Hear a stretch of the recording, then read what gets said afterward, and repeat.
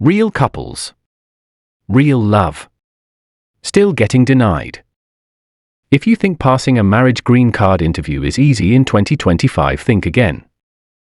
USCIS is asking trickier questions than ever, and one wrong answer can destroy your future together. Today, I'm exposing the exact questions that are getting couples denied even when their marriage is 100% real. Let's get into it before it's too late. Today, I'm diving deep into the exact questions, the kinds of questions that are actually causing couples to fail their interviews. These aren't just generic "what side of the bed does your spouse sleep on?" questions. We're talking about the new wave of USCIS tactics that are breaking even real couples apart in the interview room. Because yes, real couples are being denied. All the time. And if you think love alone is enough to pass, think again. Now, let me set the stage for what a marriage green card interview really is in 2025. You've submitted your I-130 petition, paid the fees, filed all the documents, passed the background checks, and now you've received that all-important notice, the interview appointment. You've waited months, maybe a year. This is the final step. The room might look plain, maybe one officer, maybe two, a camera in the corner, and a folder in front of them with your names on it. They've read your file. They've looked through your photos. And they are ready to poke holes in your relationship if they see anything off. You sit down, they swear you in, and then it begins. So what are these questions getting people denied? Let's start with one that sounds innocent. What did you and your spouse do last weekend? This sounds simple, right? But here's where couples mess up. They overthink it, or worse, they try to make it sound more romantic than it was. The officer isn't looking for a perfect story. They're looking for consistency. If one spouse says, "We went to the movies and then got tacos," and the other says, "We stayed home all weekend because we were both tired," the discrepancy raises a red flag.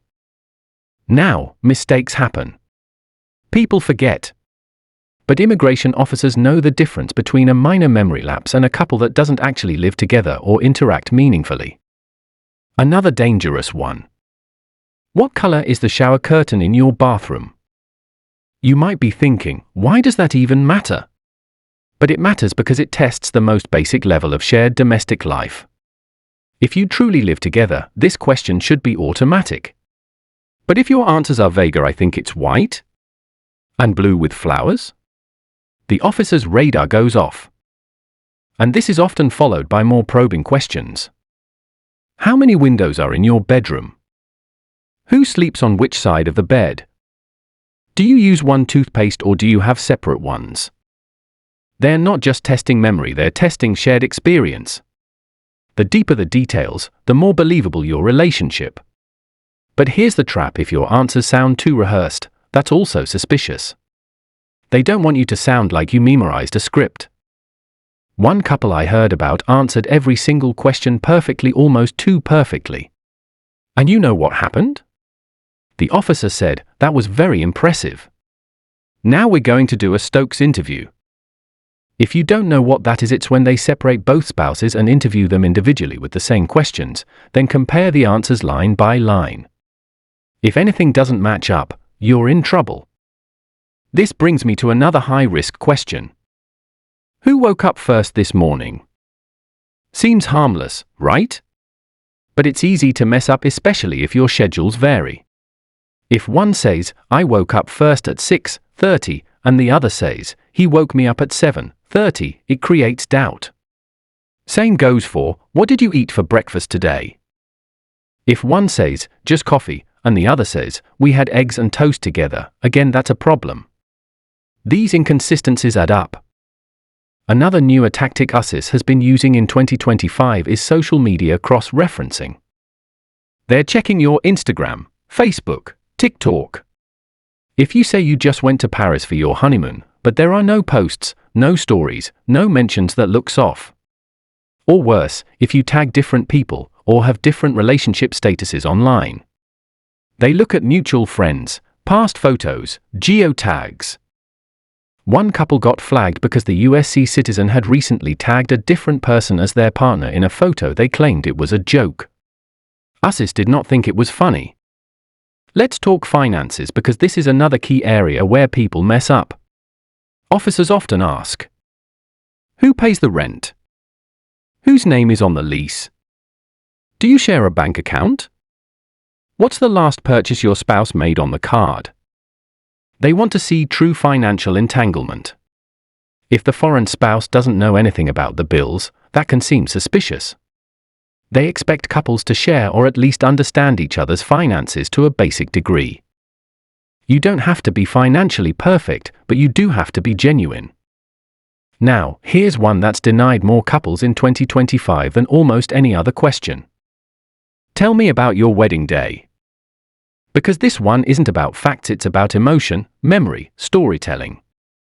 If one spouse smiles and shares all the details, the venue, the music, the family drama, and the other gives a dry, vague answer like it was small, nothing special, that's a huge mismatch.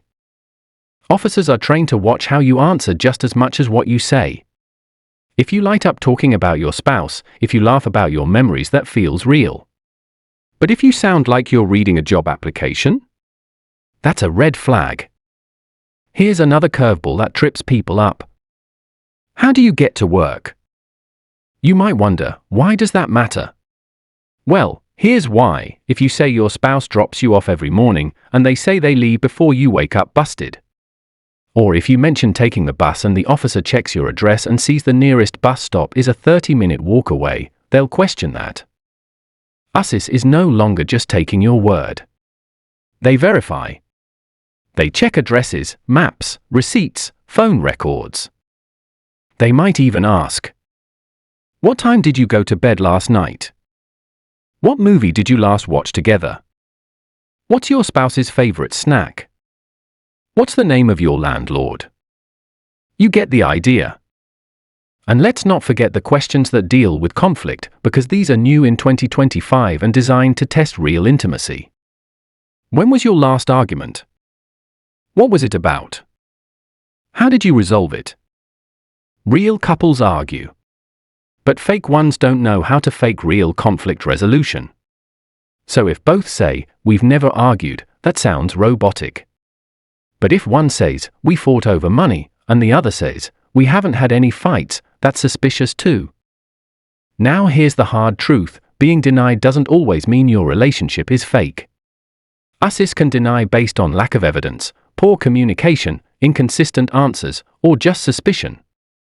And once they're suspicious, the burden shifts to you to prove your marriage is real. So how do you avoid these denials? Practice but don't memorize. Prepare but stay natural. Be honest even if your answers aren't perfect.